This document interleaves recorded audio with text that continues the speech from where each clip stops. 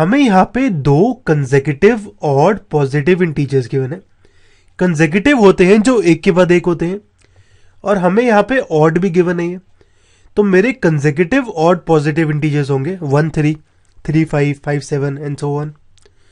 मैं नोटिस करूं इन consecutive odd positive integers में दो का डिफरेंस है।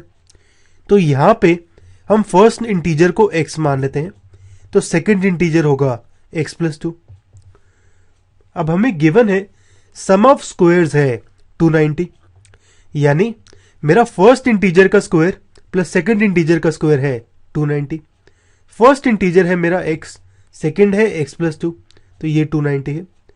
अब यहां पे हम x+2 के होल स्क्वायर को एक्सपैंड करते हैं। मैं यूज करता हूं a+b होल स्क्वायर का फॉर्मूला।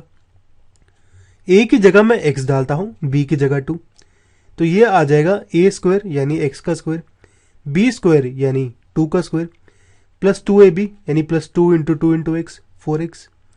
इसे हम सॉल्व करें तो ये आता है मेरा कुछ ऐसे। अब मैं नोटिस करूं यहां पे 2x स्क्वायर है, यहां पे 4x है, यहां पे 286 है, यानी तीनों में से मैं 2 कॉमन निकाल सकता हूं। तो यहां पे हम बोथ साइड्स 2 डिवाइड करते हैं, ये कुछ ऐसे आ जाएगा। तो इक्वेशन बन के आएगी मेरी x square plus 2x minus 143 equal to 0। हमें इसे सॉल्व करना है। अब हम इसे सॉल्व करते हैं यूजिंग क्वाड्रेटिक फॉर्मूला। क्वाड्रेटिक फॉर्मूले में हम सबसे पहले इस इक्वेशन को कंपेयर करते हैं ax square plus bx plus c से। अब a होता है जो मेरा x स्क्वायर के साथ मल्टीप्लाइड है नंबर, यहां पे कुछ भी मल्टीप्लाइड नहीं है x स्क्वायर के साथ, तो 1 मल्टीप्लाइड होगा, तो a की वैल्यू आएगी 1। b होता है जो x के साथ मल्टीप्लाइड है नंबर, यहां पे 2 मल्टीप्लाइड है x के साथ, तो b की वैल्यू 2 आएगी। c होता है मेरा कांस्टेंट, c है यहां पे माइनस 143। अब यहां पे हम d की वैल्यू निकालते हैं। d होता है b स्क्वायर माइनस 4ac। मैं यहां पे b, a और c की वैल्यू पुट करता हूं, ये कुछ ऐसे आ जाएगा। इसे हम सॉल्व करते हैं तो ये आ जाएगा मेरा 576। अब क्वाड्रेटिक फॉर्मूले से जो मेरे रूट्स होते हैं वो इस फॉर्मूले से निकलते हैं। x equal to minus B plus minus root of d by 2 है। यहां पे हमें b, a और d की वैल्यू पता है, पुट कर देते हैं, ये कुछ मेरा ऐसा आ जाएगा। तो x आएगा मेरा कुछ ऐसे। अब हमें यहाँ पे रूट ऑफ 576 निकालना है। ये निकालने के लिए हम यहाँ पे फैक्टराइज करते हैं 576 को। अब ये मेरा 2 से डिवाइड होगा, बचेगा 288, दोबारा 2 से डिवाइड होगा, बचेगा 144 एंड सो ऑन। एंड में आ जाएगा मेरा 9 3 से डिवाइड होगा, बचेगा 3 3 से डिवाइड होगा, बचेगा 1। तो 576 आ गया मेरा कुछ ऐसे।